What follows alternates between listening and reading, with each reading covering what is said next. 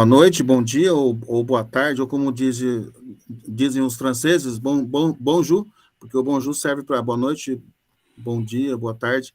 Enfim, é uma grata satisfação estarmos aqui mais uma vez esse ano 2022 com o segundo Congresso Internacional de Tecnologias na Educação. E o nosso convidado de hoje é uma um grato achado, né? Porque realmente ele vem fechar aí ele vem nos ajudar a fechar um ciclo que a gente começou lá atrás, né?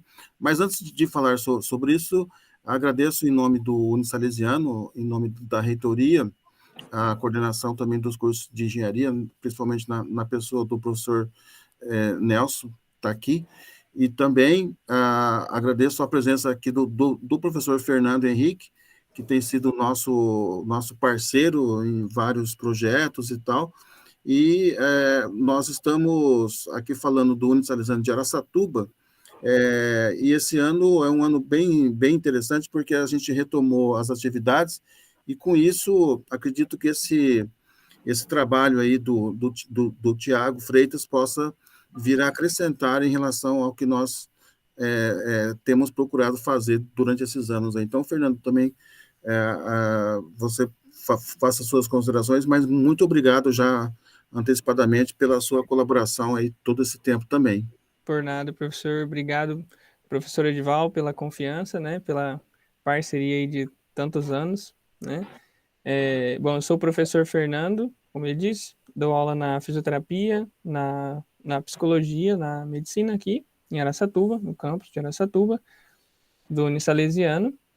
E junto ao professor Edival, a gente orienta, né? E co-orienta alguns trabalhos do desenvolvimento de projetos do Laboratório de Robótica Assistiva, junto à engenharia.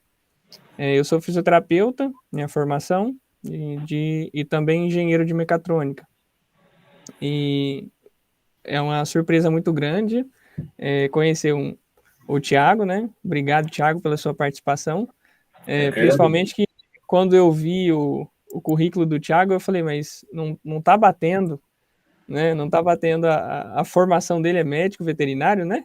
Exato. E construindo de forma autodidata um trabalho tão bem desenvolvido, né? Vamos dizer, na excelência aí, né? Então, eu gostaria, Thiago, que você se apresentasse, falasse um pouquinho sobre sua formação, sua carreira, né, para os nossos ouvintes aqui, para a gente conhecer um pouquinho sobre sua formação. Muito bem. Primeiramente, Edival, Fernando, muito obrigado pelo convite. Fiquei muito satisfeito de poder estar aqui com vocês, falando um pouco desse projeto. E também mais satisfeito ainda de saber que a gente tem grande possibilidade de estar desenvolvendo algo maior, certo? Então, meu nome é, como o Fernando falou, meu nome é Thiago Freitas. Eu sou médico veterinário há 14 anos, atuante na área. Porém, não é nessa profissão, por causa dessa profissão que eu estou aqui, né? Há algum tempo eu venho desenvolvendo protótipos robóticos, tanto voltado para áreas de próteses, que é a ideia principal, como outros protótipos como braços robóticos. A gente tem a ideia de produzir exoesqueletos, os projetos assim que a gente tem tá dentro ali do nosso objetivo, certo? Eu já venho trabalhando nessa parte de criação de protótipos há pouco mais de um ano, desenvolvendo ali há pouco, testando algumas movimentações, alguns produtos, certo? E chegando até aqui com as minhas primeiras peças, onde eu consegui desenvolver ali aquela forma inicial ali, algo que a gente pode dar realmente posso falar que a gente pode dar um start inicial na criação e desenvolvimento de um produto. E você pode contar um pouquinho para a gente qual foi a motivação, né? O que levou você a se interessar por essa área, né? Por não ser a sua formação, né? O que embasou esse seu interesse por essa área? Bom, começou. Eu sempre, apesar de eu ter seguido na área de biológicas, com a medicina veterinária, eu sempre tive um interesse tanto pelas áreas de engenharia, como também para as áreas de artes gráficas, desenho, pintura. E há alguns anos atrás, eu comecei na modelagem 3D como um hobby. Eu fui passando ali por diversos hobbies, desenho, pintura, modelagem tradicional, com massas, e conheci a modelagem 3D e que me fascinou bastante. Com o passar do tempo, isso foi acabando virando ali um trabalho, comecei a desenvolver algumas peças, alguns protótipos, algumas peças decorativas, e vi a possibilidade de adicionar à modelagem 3D a engenharia, aonde comecei a ideia de produzir protótipos robóticos. Junto a isso, nessa parte de modelagem 3D, ao desenvolver as peças, eu sempre tinha aquela vontade de criar projetos que fossem mais relevantes, que tivesse algo a adicionar de positivo à sociedade. Aquela vontade de fazer algo que não fosse só bonito, que ficasse na prateleira, não minimizando isso, que eu adoro, eu faço essas peças até hoje, mas eu queria realmente poder fazer algo que pudesse trazer alguma relevância, somar alguma coisa que pudesse ajudar alguém. E é onde, juntando essas ideias, eu comecei a vislumbrar essa possibilidade de criar esses protótipos. Perfeito. E você, não vou dizer de maneira óbvia, mas você se inspirou em modelos de mãos biônicas já conhecidas no mercado, ou você partiu do zero mesmo, digamos?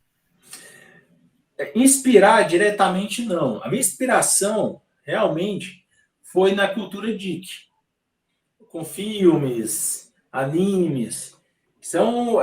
Hoje eu posso falar que é a minha maior inspiração. Até hoje eu começo a busca de designs na cultura geek. Filmes como Transformers, os animes japoneses, porque tem uma pegada, um design que me agrada muito. Eu estudei bastante sobre os protótipos que a gente tem hoje no mercado. O que mais me motivou a estudá-los é buscar quais foram as dificuldades que eles tiveram, o que ele não atendeu, certo?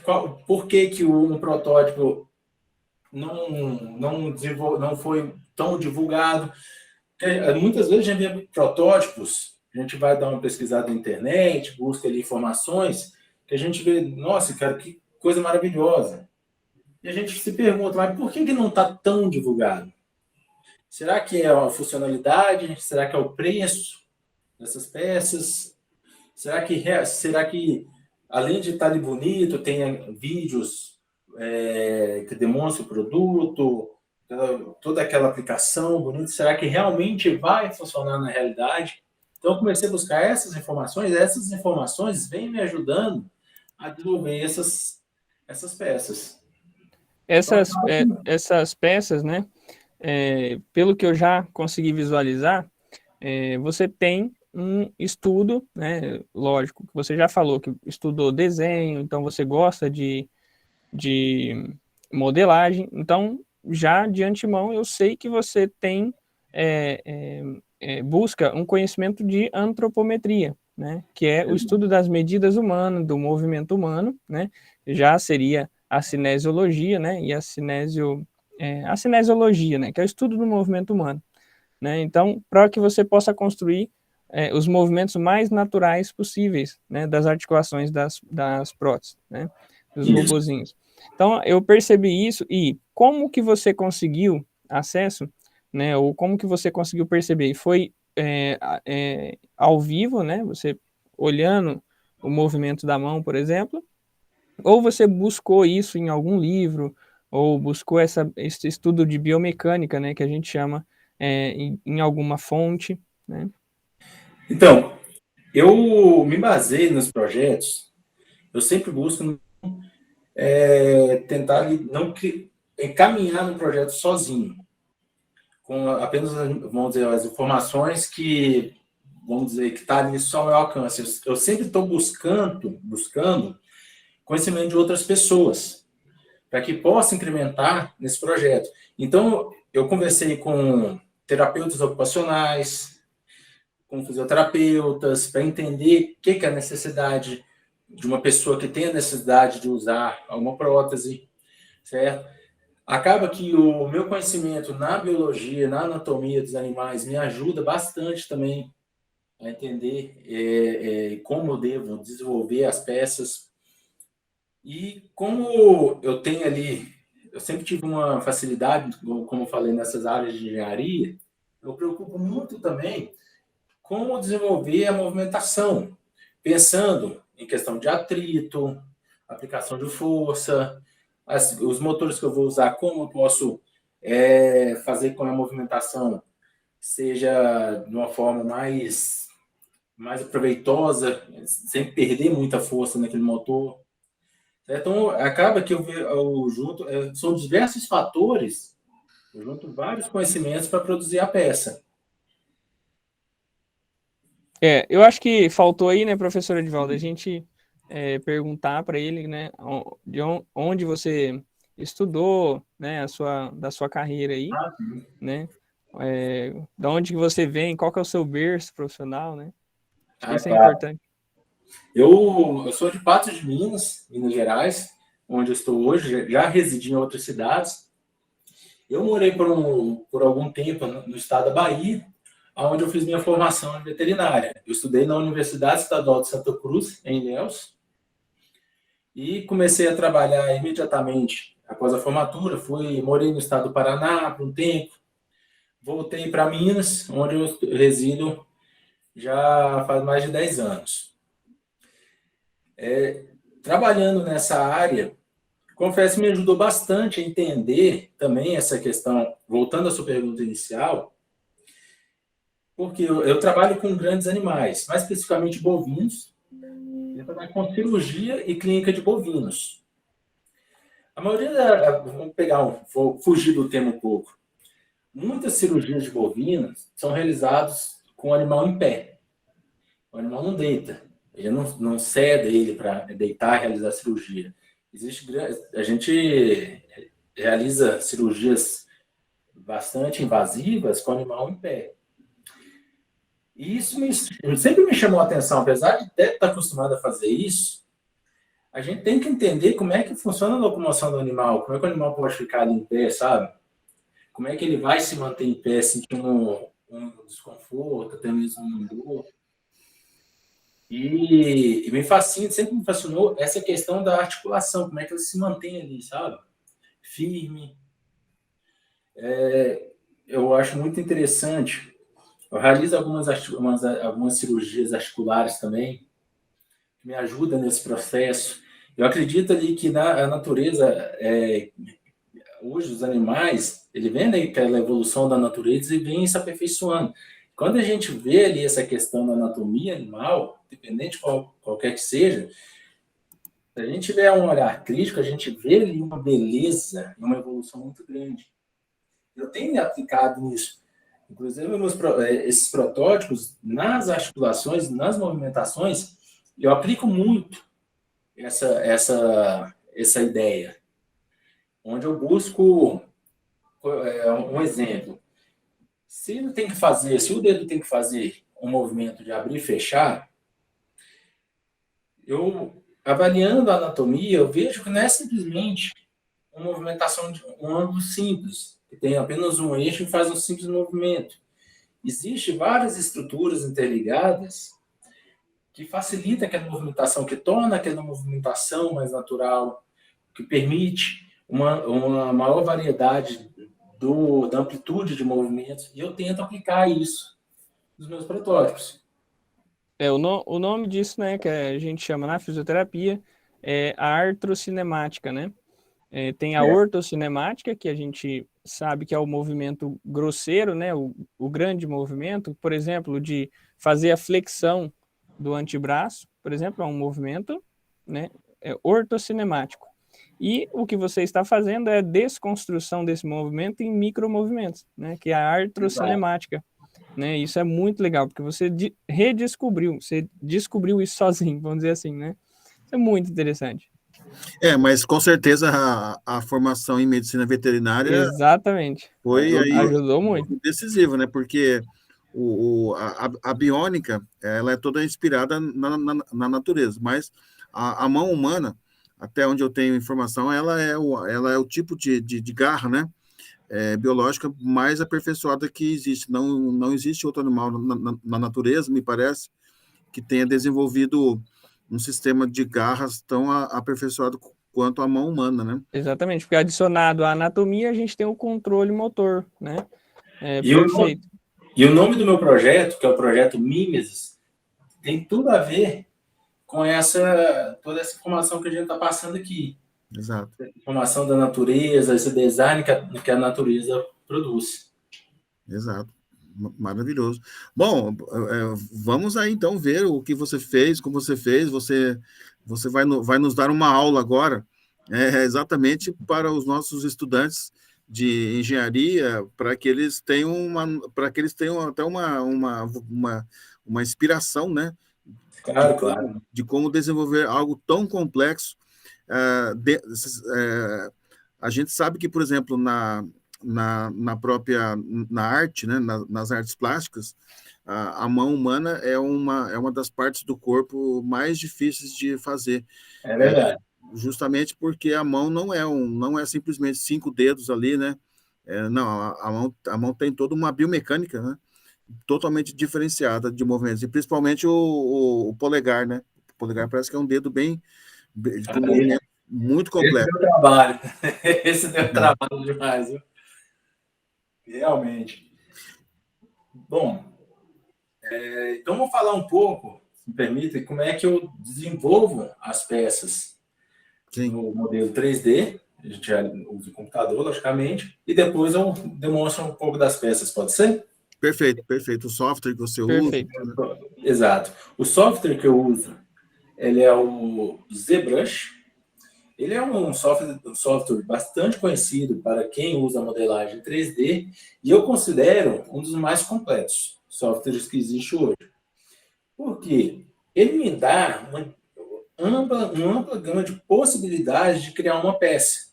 Ele não é um programa que me limita demais, que me segura na criação.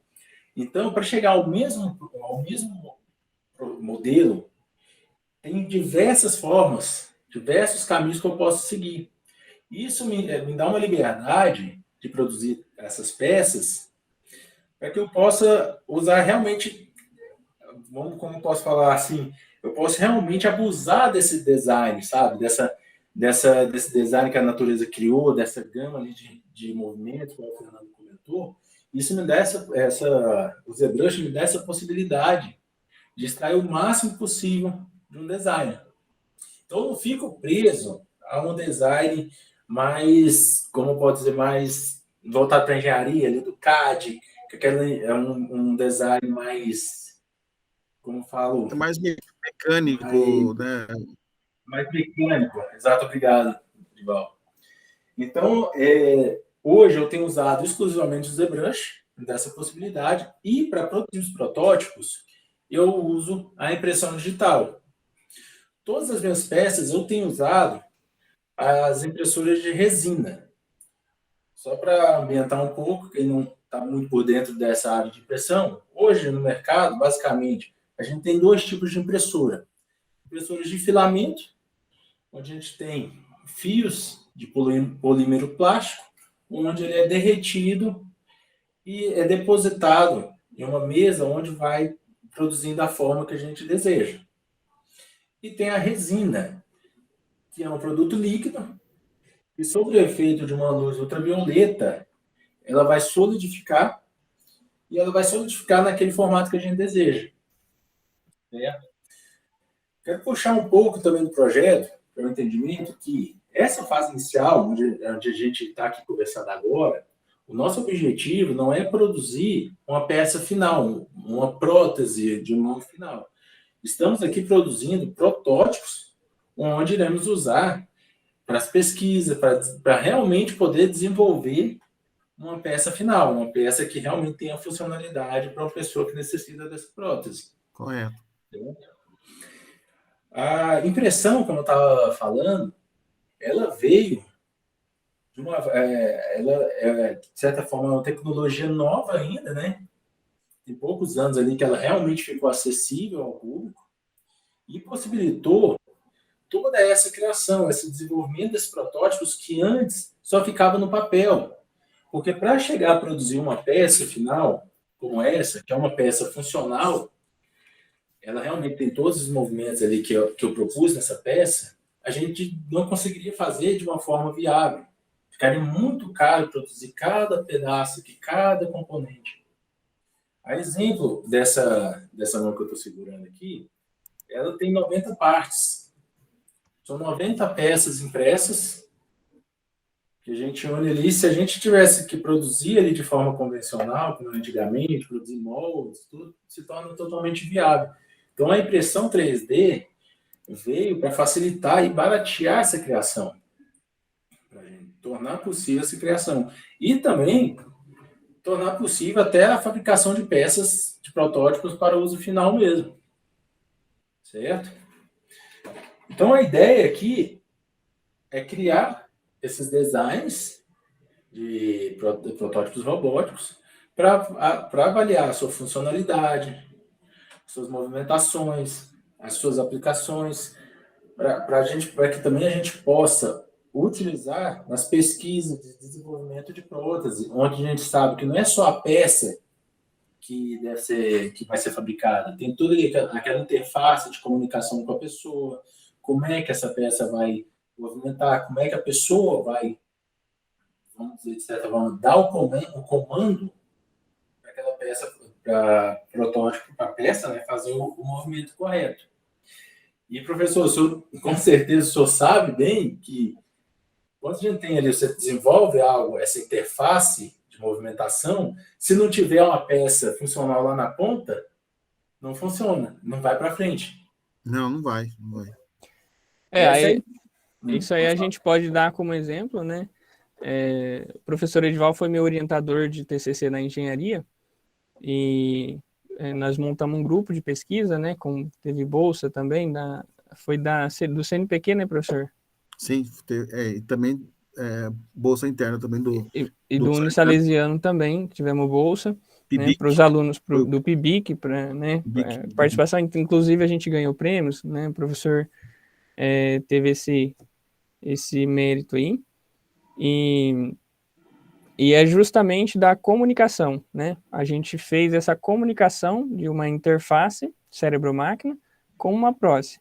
Então, a gente desenvolveu, naquele tempo, a gente desenvolveu com impressão 3D, né, uma prótese simples, apenas para testar esse comando, né, que era a utilização de eletroencefalografia, vamos dizer assim, né, com uma interface cérebro-máquina, para fazer esse comando direto para a prótese. Então, a gente criou um software que identificava o comando vindo, né, da interface cérebro-máquina e transformava esse sinal em ASCII, né, em comando de teclado, para depois transformar em comandos para os servomotores e aí fazer funcionar. Então a pessoa pensava, fechar a mão, aí aquilo era transformado num sinal que era entendido pelos motores e ele fechava a mão da prótese, né. Isso era um tipo de comando, né, que era minha vontade de fazer, direto do cérebro, né, direto da vontade, sem a interface, por exemplo, mioelétrica, né. Ainda não conseguimos, né, a interface, né, professor Edival, para a gente dar continuidade nesse projeto, mas eu tenho esperança aí da gente conseguir. Então, assim, o que você falou realmente o desafio é ter, né, uma prótese que tenha as funcionalidades ali, tenha os graus de amplitude, né, os graus de liberdade, vamos dizer, né, para que se tenha todo o potencial sendo executado. Exato. Para a gente desse lado seria mais o nosso desenvolvimento da parte da interface, né, parte do início dos comandos, né, para a fisioterapia também seria a aprendizagem motora, né, a neuroplasticidade, né, E quanto mais natural for os movimentos da prótese, mais se assemelha ao movimento natural da mão, mais a pessoa vai conseguir convencer o seu sistema nervoso de que ele tem uma mão. Então, ele provoca ali ele tem uma impressão de continuidade do corpo com a prótese. Né? E esse movimento que você fez tão legal, que eu vi no vídeo também, né, que eu até vou pedir para você mostrar mais perto depois da câmera, o movimento do polegar, né, que ficou tão bom, né, o movimento de oponência com o comprimento correto, né, ficou bem harmônico e bem semelhante ao real. Então, assim, isso faz com que haja uma maior confiança, um maior convencimento do paciente na hora da execução. Exato. Isso é muito legal. Isso aí é uma das coisas que eu estudei também, onde eu quis, um dos meus objetivos seria isso. Porque uma das queixas de pessoas que têm necessidade de uma prótese é justamente essa funcionalidade, esse grau de movimentação. Muitas dessas próteses não têm um bom grau, uma boa amplitude de movimento, e acaba que a prótese acaba mais atrapalhando do que ajudando. Eu conversando com várias pessoas, eu tive relatos de pessoas que realmente investiram em próteses bastante caras, assim, quando chegar a próteses de R$200 mil, onde que em pouco tempo, posso falar em poucas semanas, a pessoa preferiu ficar sem a prótese. Porque ela estava mais incomodando, mais atrapalhando do que ajudando. Então é porque essa movimentação, onde foi a queixa principal, não atingia ali a necessidade básica da pessoa no dia a dia. E ela preferia usar o coto, certo? Ali da região da putação, onde ela conseguia fazer um apoio, apertar para segurar contra o corpo, sabe? Que ficava mais viável, ficava mais fácil. Então, eu tenho uma grande preocupação com isso. Eu tenho realmente, eu penso muito, eu penso que eu tenho a capacidade de produzir uma prótese realmente viável. Sei que sozinho não tem como, igual o senhor falou. Tem essa parte do protótipo, mas tem toda uma outra área que precisa estar inserida nesse desenvolvimento da interface, os profissionais de saúde, né? Então, assim, não é um projeto que se segue sozinho. Precisa de ter os profissionais com as suas expertises para estar agregando conhecimento e chegar no produto final, né? Sim. Hoje inclusive, nós temos interface cérebro-máquina que dá o feedback para o usuário, ou seja, quando ele toca com a prótese num objeto, é enviado para o cérebro dele a sensação tátil. Ou seja, justamente para aproximar o máximo possível do membro biológico, né? Então, isso já foi uma evolução da época que nós começamos com isso, lá por volta de 2010, na verdade, e que hoje já tem tecnologias relativamente baratas, acessíveis, né? Para esse tipo de coisa, para, por exemplo, colocar numa prótese como essa que você desenvolveu aí, sensores, né? Que possam mandar um estímulo direto para o usuário. Então, com certeza é algo que é essencial que no futuro seja aplicado. Não tem como fugir disso. Apesar de estar pensando grande, eu tenho uma consciência que os passos devem ser pequenos, porém consistentes. Sim. Consistentes e firmes. Tanto que na produção das próteses, eu tenho ali aplicado essa ideia que a cada prótese que eu venho produzindo, hoje eu tenho essas duas, essa foi a primeira, botar em movimento, essa foi a segunda, ainda não coloquei em movimento, mas eu busquei, da primeira para a segunda, fazer uma autocrítica, buscar a linha, ver todas as falhas que tiveram aqui na primeira, todos os erros, e buscar corrigir na segunda. Logicamente que na segunda corrigi alguns problemas, apareceram outros, aumentei a gama de movimentação, mas a ideia é essa. Eu não estou preocupado em chegar ali, eu não tenho que produzir uma peça e essa peça aqui, essa tem que ser a nossa prótese, tem que desenvolver esse produto. Não, eu quero produzir muitas. muitos protótipos. Se for necessário produzir 100, eu não estou preocupado.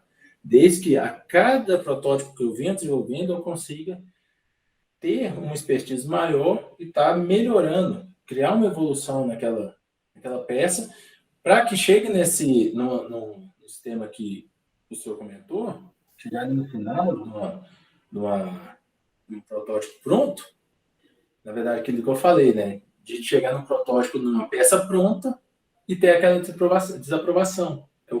Eu quero evitar isso o máximo possível. Sim. Então, aqui, vou demonstrar aqui um pouco, certo? Ok. Muito. Essa foi a primeira peça. Vou pegar. Tá dando para ver aqui tranquilo, né? Sim. Tá ligada? Esse foi o meu primeiro protótipo, onde eu busquei principalmente avaliar a movimentação dos dedos, certo? A abertura e fechamento. Então, eu fiz só a mão.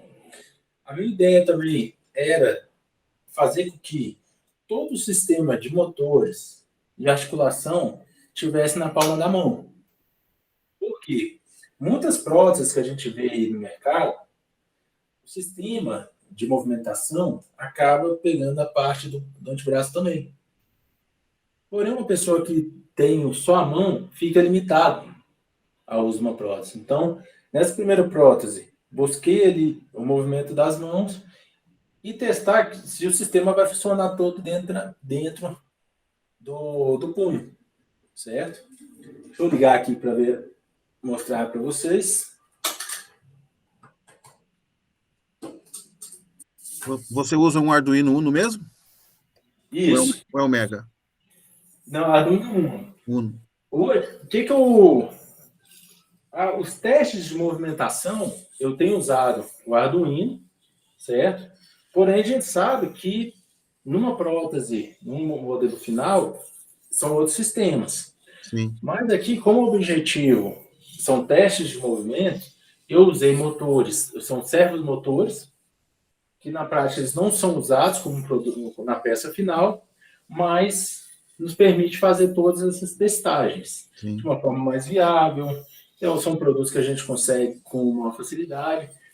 Isso, é importante a gente pensar nesses projetos que vem viabilizando, evita atrasos, diminuição de custos. Então, é uma preocupação também. Porque não adianta a gente produzir protótipos e desenvolver peças com alto custo, que tem o custo exacerbado, chegar no produto final que não seja acessível ao público. Exato. Certo? Então, essa peça, como vocês estão vendo, ela foi toda modelada e pensada para fazer essa movimentação. A minha preocupação era testar essa abertura e fechamento do dedo. Inclusive o que o Fernando comentou. A movimentação do dedão não é só de abrir e fechar. Ela tem uma movimentação de ângulo. Exato. E esse tipo de movimentação... É a de oponência, né, do polegar, que é de fechamento, assim, no sentido oposto dos outros dedos. E também ela faz a abdução, né? Isso é muito legal. E é um movimento que realmente se viu grande necessidade nas próteses e são poucas que tem. Sim, normalmente a gente só tem o de oponência, né? Não Exato. tem, a gente tem o de oponência, porém a gente não tem esse movimento aqui, ó. Exato. Né? Então, e você colocou. Ela consegue fazer o fechamento tanto quando está fechado ou aberto. Isso facilita, essa gama de movimento facilita diversas ações na prótese. Então, testando essa fase inicial deu certo. Lógico, tiveram vários erros. Pode ver aqui, o dedo está um pouco caído, porque a articulação aqui acabou desgastando. Eu fiz um teste de articulação, não de articulação, na verdade, de uso de eixo, que não deu muito certo. Então, com o excesso de movimentação, foi desgastando um pouco. Essa segunda peça, além do movimento, eu mantive toda a movimentação do dedo, que eu achei que estava interessante. Mudei o sistema de eixos, deixei mais firme. Porém, eu adicionei o movimento de pulso, que é uma dificuldade nas próteses. Raramente a gente vê uma prótese com movimentação de pulso. tanto a movimentação lateral, que essa vai permitir essa movimentação, como a movimentação frontal. Mantendo toda essa movimentação dos dedos. Essa que eu não consegui ainda fazer botar para funcionar, porque como o Fernando comentou, o que eu tenho feito é tudo de forma autodidata. Realmente eu não estou fazendo cursos em outras universidades. E a programação dessa mão aqui, eu estou batendo cabeça com ela ainda. Estou aprendendo programação sozinho, vendo vídeos na internet, mas para programar essa mão, ela é um pouco mais complexa que essa aqui. Mas está saindo, aos poucos está saindo. Por quê? Aqui eu fiz um movimento, pode ver que cada dedo tem sua movimentação separada. Primeiro um movimento, aqueles movimentos únicos. Aqui, nessa mão, eu já quero testar movimentos compostos. Onde ela vai fechar a mão, vai mexer, ao mesmo tempo que vai produzir, vai mexer o punho. Aqui eu quero testar alguns gestos. Verdade? Você quer fazer Perfeito, perfeito. Dando tchau, fazendo joinha, fazendo... Muito legal. Joinha, entre outros que a gente, vamos dizer, que a gente tiver a ideia aí. Então, quando você faz a movimentação por gestos, não sozinho, testando, né? O movimento fica ainda mais natural. Então, quando você falar, eu vou fazer o movimento de pegar uma chave, né? O movimento de pinça, eu vou pegar um cartão. Isso. Né? Quando você adicionar o movimento de rotação, né? Perdão, não é rotação, é de desvio não, de supinação e pronação, que é chamado esse movimento em que você gira o dedão, né? Você coloca o dedão assim, gira ele para baixo, para cima. Esse movimento essa prótese ainda não tem, lembra que a gente até comentou, né, que vai adicionando esses movimentos aos poucos, né? Você vai adicionando aos poucos. Na terceira prótese, ela já tem, eu já tenho alguns protótipos desenhados, já comecei a modelagem, na fase inicial, mas a ideia já é adicionar esse movimento, vamos dizer, esse giro, né? Sim, é a supinação e a pronação. E esse movimento, por exemplo, poderia, eu vou adicionar o movimento de girar a chave, né? Aí você combina o movimento de flexão dos dedos com a oponência do polegar, pegou a chave, aí você faz com todos eles mantidos, você faz a rotação do punho. Exato. E aí você tem um movimento combinado funcional. Isso que é muito interessante. A gente tem todo ali, não só no design, a gente já começa a pensar a questão dos materiais, os motores que a gente vai usar, que a gente sabe que tem que ter ali uma força de aplicação em alguns movimentos. Então, ali a gente tem... São várias coisas vários quesitos a ser pensados, que acaba que não é só o design, eu tenho esse conhecimento que não é o design somente que vai resolver. É onde eu falo, precisa de outras pessoas. E qual que é e qual que seria o maior desafio, né? Vamos dizer assim, qual é o maior desafio que você tem, se você, né, você tem consciência para torná-la viável para aplicação em um paciente? Sem dúvida, o material. O material? Material. Porque o material, ele vai sofrer, igual como você falou. Imagina esse movimento, você pegar a chave e girar na porta.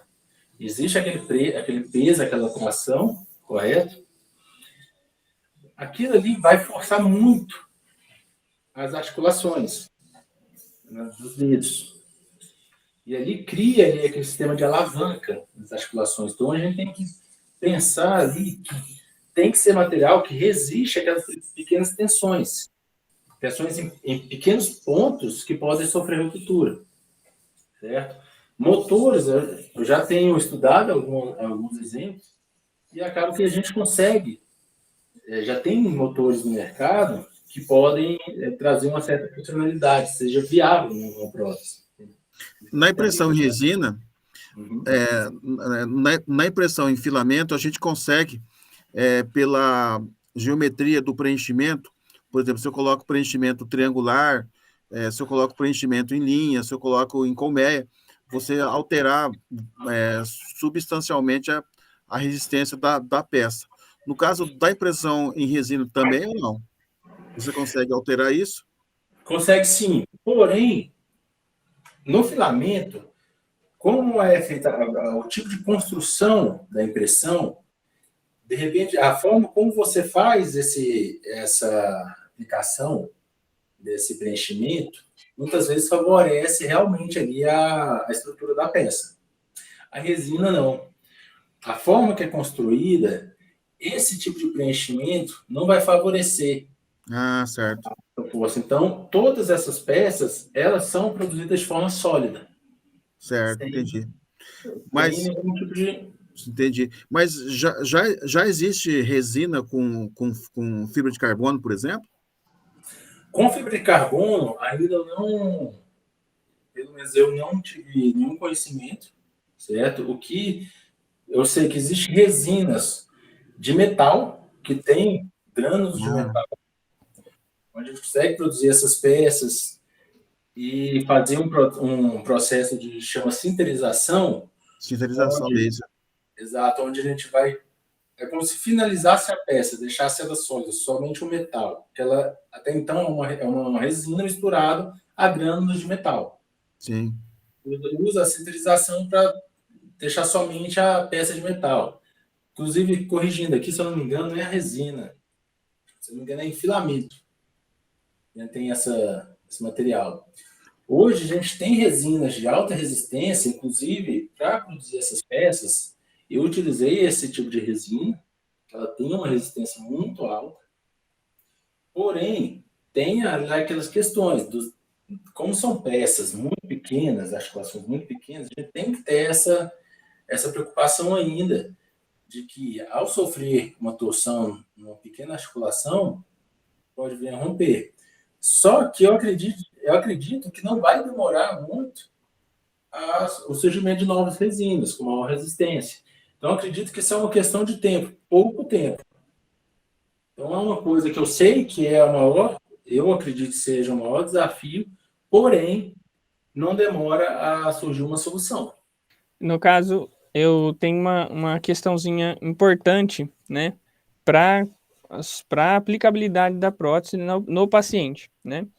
É a questão do peso, né? Você tem algum projeto de diminuição do peso da prótese? Porque você sabe que o paciente, a hora que ele sofre, né, uma amputação, ele perde, com o processo de reabilitação, ele perde massa muscular, né? Ele tinha um peso da mão ali, aí ele perdeu essa mão, perdeu o antebraço.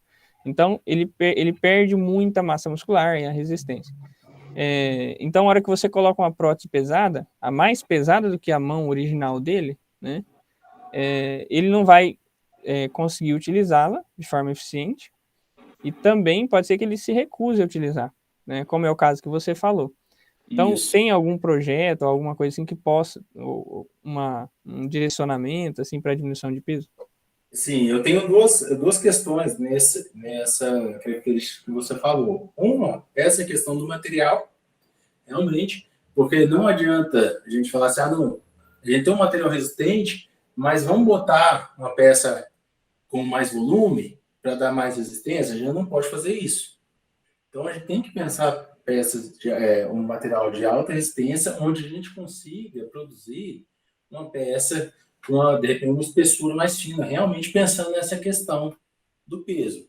Outra questão que eu acho que vai ser importante no desenvolvimento dos protótipos e, consequentemente, um produto final, é variar as peças. Por exemplo, como o Fernando falou, as pessoas muitas vezes têm tem uma perda de massa muscular, de força, certo?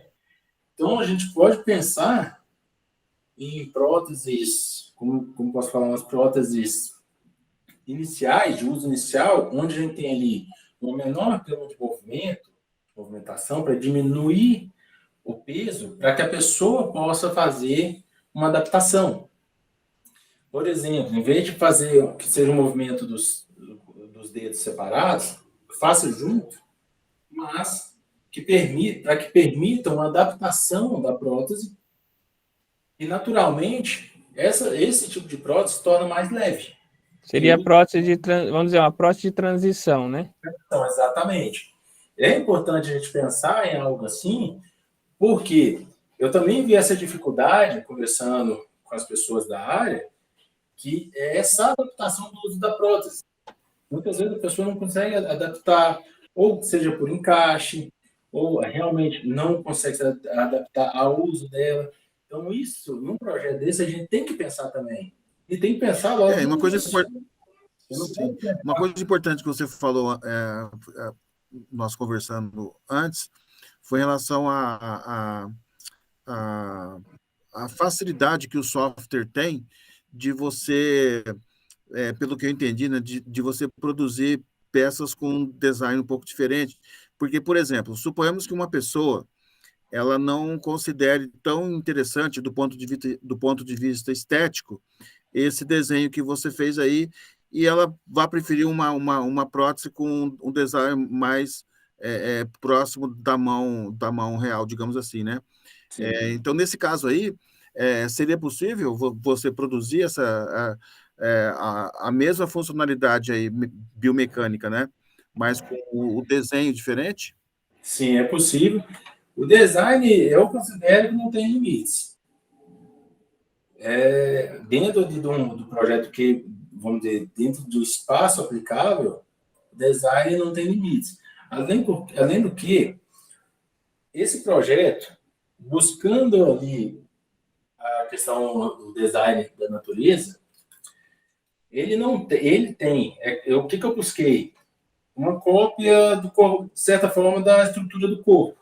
Então, ele tem todo um revestimento, que seria pele, musculatura, e a articulação é feita que eu chamo de ossos.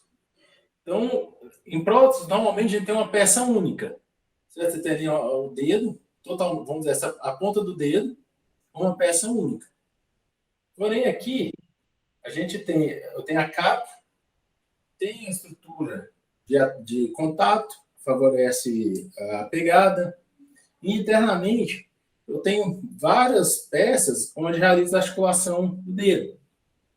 Aqui não é simplesmente, vou mostrar aqui, não é simplesmente 3 peças no design. Aqui a gente tem as capas, onde o professor Dival falou, a gente pode variar o design. Isso eu acho muito importante também, eu acho interessante uma questão do que o senhor falou. Muitas vezes a pessoa já se sente ali. Essa questão de usar prótese, já muitas vezes pode ser um incômodo. E usar uma prótese que a pessoa, um design que a pessoa goste, eu acho importante. A pessoa acaba que consegue ter uma autoestima melhor. Mas eu fico pensando, imagina uma criança, um adolescente, usar uma prótese com designs que tem ali uma pegada super-herói, sabe? Tem a pessoa mais conservadora, um design que seria mais tradicional, correto? Ou aquela pessoa que realmente está focada ali no moderno, que quer algo realmente pareça algo robótico, que a gente vê aí essas séries futuristas, né? Então, não tem limites, questão do design. E a montagem vem facilitar isso, essa questão. Perfeito, perfeito. Bom, você quer mostrar para nós, dá para mostrar um pouco do software ou é difícil na tela aí? Deixa eu ver aqui, sim.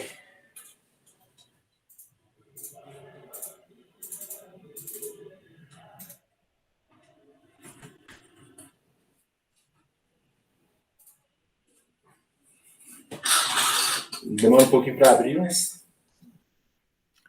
Ele é um software pago? É pago. É pago. Sim. Hoje ele está no sistema de como se fosse uma mensalidade. Antes você pagava uma vez só, hoje a gente paga anual. Ele é um design bastante... Ele pode começar... A gente tem que pensar nesse software como uma massa uma bolinha de modelar. Tá dando para ver? Sim, sim. Uma massa de modelar.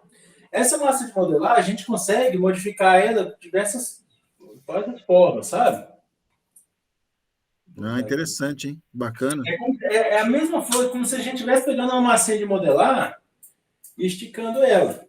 Logicamente, isso aí é o mais básico da movimentação. Só que existe diversas ferramentas. Pensa, a gente está fazendo uma escultura em argila e a gente tem ali uma série de ferramentas para esculpir essa argila. E esse programa nos favorece isso. Ferramentas como se fossem moldes, entre aspas, né? Moldes digitais. Ferramentas de desbaste, de adicionar.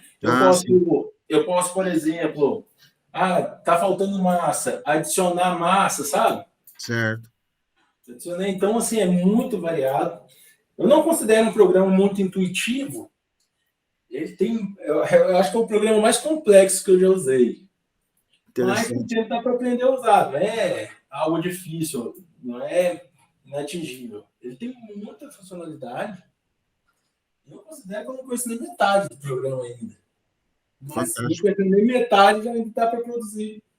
Você não conhece nem metade e já construiu uma prótese dessa.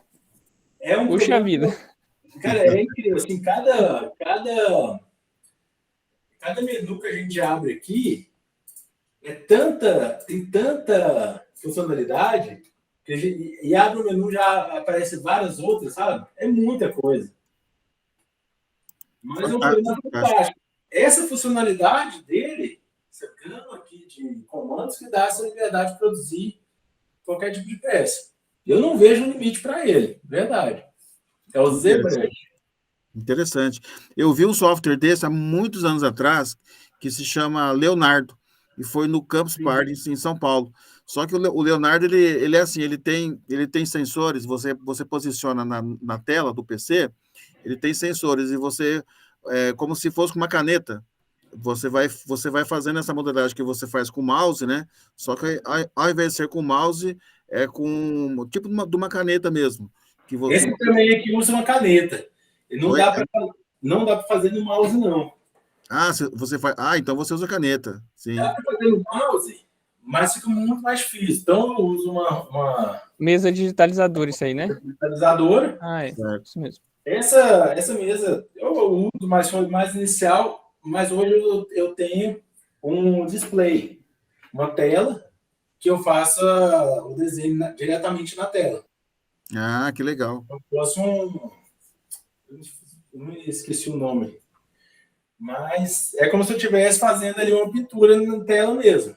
Uso uma caneta também, o que facilita mais ainda o design. E ele permite você, por exemplo, escanear, se a gente tiver um scanner. Então, por exemplo, você pega a mão da pessoa, você escaneia a mão, e aí, a partir do desenho, do escaneamento da mão, você trabalha em cima dos dedos. Ele permite sim. Ele permite isso. Eu posso escanear o modelo e exportar para dentro do programa. Legal, hein? E ele vai dar total liberdade para trabalhar nele. Interessante, hein? Fica ilimitado. Ele tem uma série ele permite vários tipos de importação de arquivos, né? Que não é um programa muito fechado, que limita ali na extensão de arquivos, certo?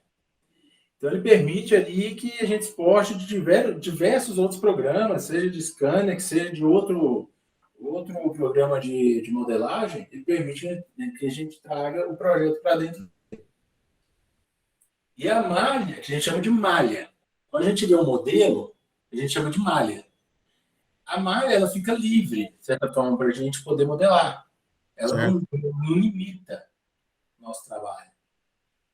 Inclusive, eu consigo, dentro desse programa, fazer um desenho no papel, tirar uma foto e trazer esse desenho com um volume somente a altura, para dentro do programa.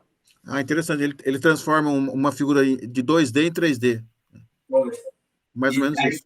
Aí eu posso utilizar essa forma para desenvolver o projeto. Vamos dizer um exemplo. O que eu posso usar aqui? É que eu não vou ter aqui, mas eu já produzi, já fiz designs de cabos de faca para uma empresa de cutelaria que produz facas artesanais. Então, para desenvolver os cabos, onde eles iam usar, esses cabos iam ser produzidos em resina, mas não na impressão, em resina padrão. O que eu faço? Eu imprimo a peça e eles usam a peça como molde para produzir os cabos em resina pronta. Deu para entender? Sim, sim. E para produzir esses cabos, para ficar no tamanho exato, o pessoal me mandava apenas o desenho, um sketch, um desenho em vetor da faca. Certo. E com aquele desenho, que é somente uma linha, né? Sim. Toda a faca eu consigo extrair o formato do cabo. E com aquele formato ali extraído, eu posso produzir o cabo com todo tipo de design. Interessante, hein? Ele é muito versátil, né? Muito. Não conheço, realmente. Existem outros programas de modelagem que eu já tentei mexer também, mas realmente sempre, na minha opinião, né, eu sei que pode ter gente que vai divergir, mas na minha opinião não tem quem bata ainda realmente essa gama de possibilidade. Muito interessante. Você vai precisar dar um curso para nós isso aí, viu? Na hora. Inclusive, o senhor comentou, para que eu possa produzir à mão, eu usei. Deixa eu ver se eu acho aqui só um minuto. Eu estou vendo ao fundo aí duas impressoras. É uma Halot, é uma Creality ali do lado direito, é uma Halot One, e a outra é uma N-Cubic? Essa é uma N-Cubic Photon, o primeiro modelo, e essa é uma Lego Mars. Da Creality? Eu não sei se ela é da Creality. Lego Mars. Essa aqui eu ganhei há pouco tempo, mas eu sei que elas têm o mesmo... A tela LCD dela, que faz a forma do objeto, Que faz a cura. é a mesma da Creality. Certo. Eles usam a mesma tela LCD. Ô, Thiago. Sim. E como, assim, a gente já vai caminhando para terminar, eu gostaria que você falasse um pouquinho o que você encerrasse assim para a gente com aquilo que te inspira hoje para fazer esses projetos. Então, como que você pode definir, conceituar para a gente?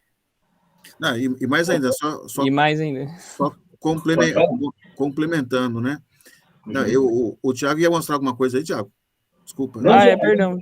Não, mas aqui está um pouquinho difícil para me achar aqui. Não, tá. Mas, assim, em cima do que o Fernando falou, né? Então, já pensando no seguinte, pensando numa possível parceria conosco, né?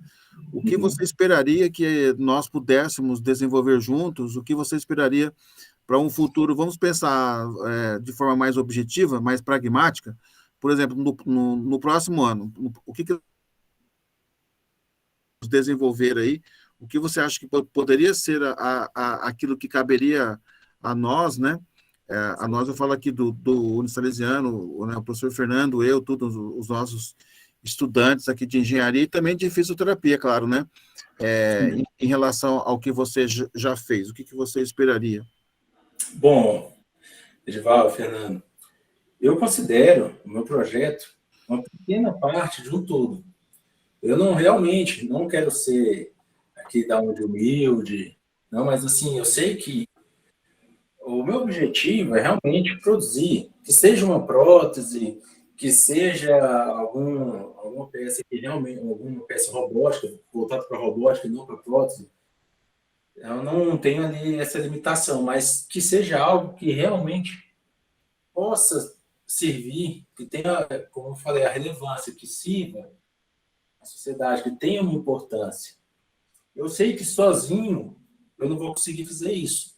Então, eu tenho ali essa parceria que a gente está conversando, o pontapé ali, é onde eu consigo, é o que vai me empurrar o projeto, para realmente chegar ali naquele objetivo.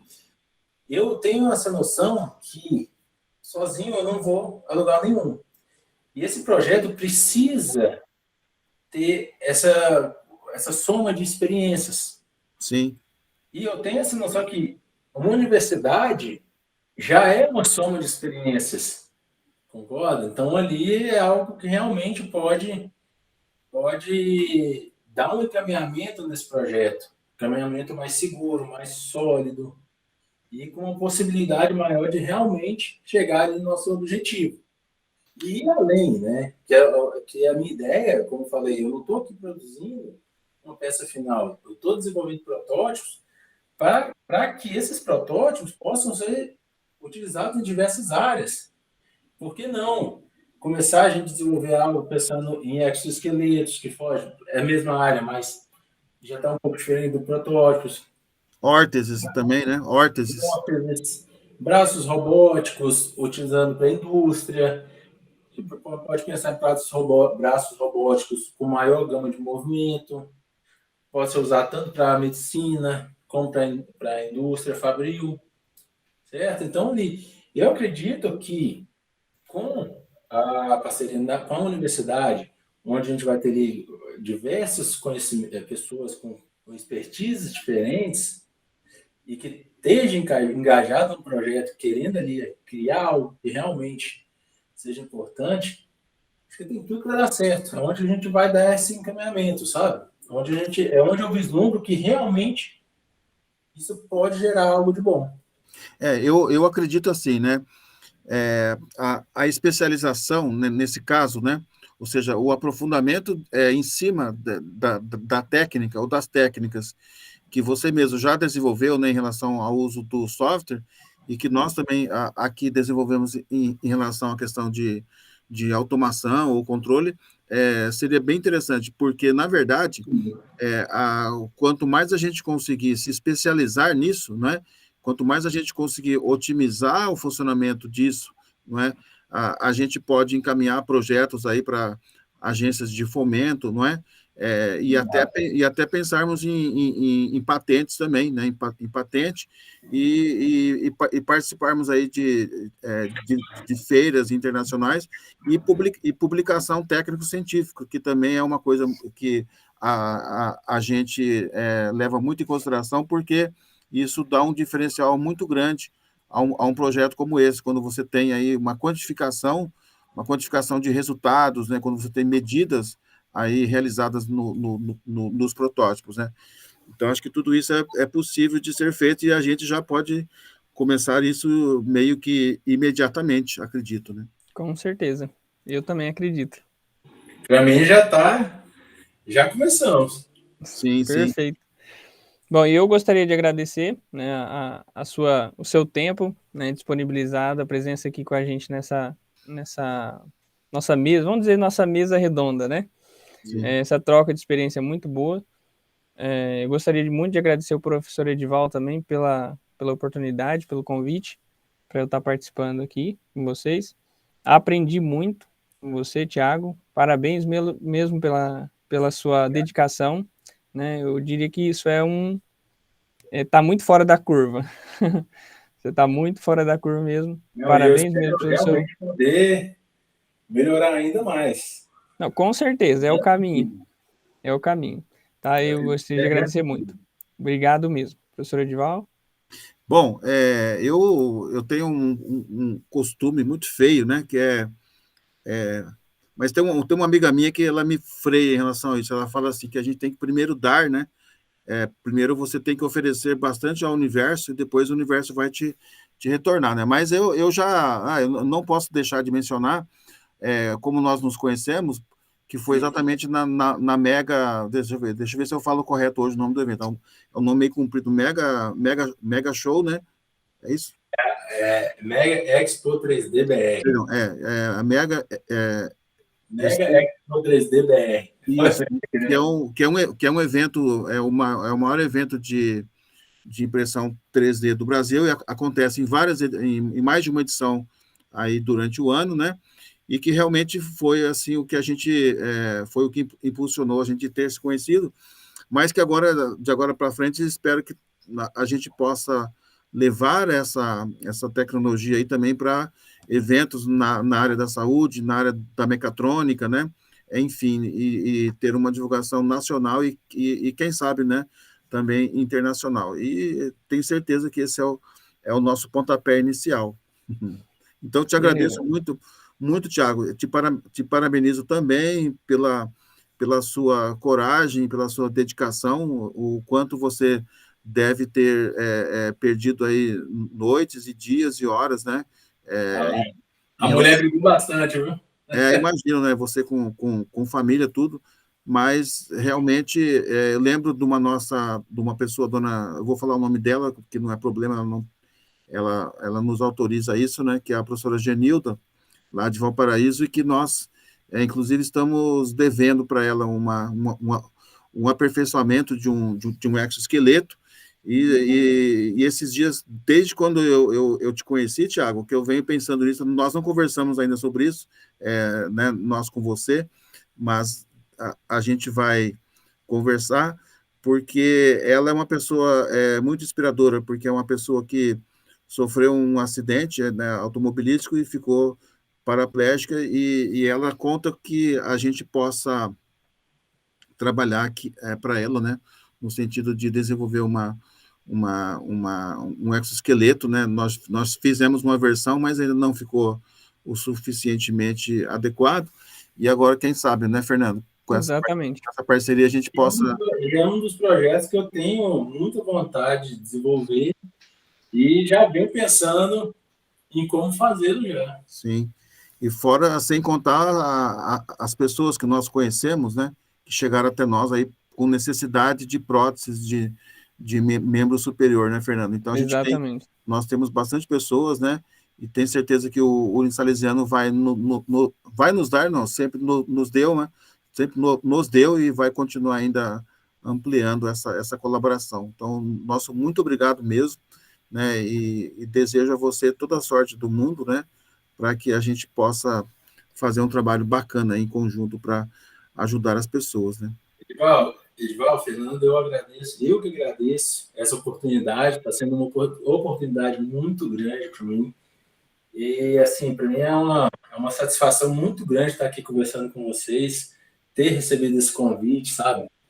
Eu fiquei muito feliz e entusiasmado de saber que esse trabalho que eu venho desenvolvendo realmente pode vir a realmente dar uma continuidade e virar algo que possa realmente dar um resultado ali, dar uma satisfação de produzir e ajudar muita gente. Com certeza. Com certeza. O resultado, ele... Eu não penso ali, acredito, não quero ser demagógico, mas quando a gente trabalha algo assim, não tá mais... o dinheiro é o segundo plano, é apenas uma consequência, né? Seria a consequência, exatamente. É a consequência, mas a ajuda ali que a gente pode fazer, a diferença que a gente pode fazer, acaba nos inspirando cada dia mais. E ali, quando eu comecei a desenvolver isso, que eu vi que eu poderia estar realmente fazendo uma diferença, isso dá um estímulo grande para a gente. Sim. Beleza. Obrigado mesmo, Thiago. Bom, nós então agradecemos e vamos dar por encerrado essa palestra, essa mesa redonda, enfim, né? E aí deixando o convite para os nossos estudantes, mas também para o público em geral que eventualmente assista essa palestra, aos profissionais também, um agradecimento ao Unisalesiano como um todo, à equipe aqui do Comult, que vem trabalhando esse ano todo, aliás, esses anos todos, né? E mais esse ano especificamente, nós temos um espaço físico aqui fabuloso, e isso é um espaço mesmo para que a gente possa divulgar esse tipo de coisa, né? Esse tipo de tecnologia. Então, muito obrigado, Fernando, obrigado, Obrigado, Thiago. Um grande abraço e até a próxima. Até a próxima, obrigado. Até mais.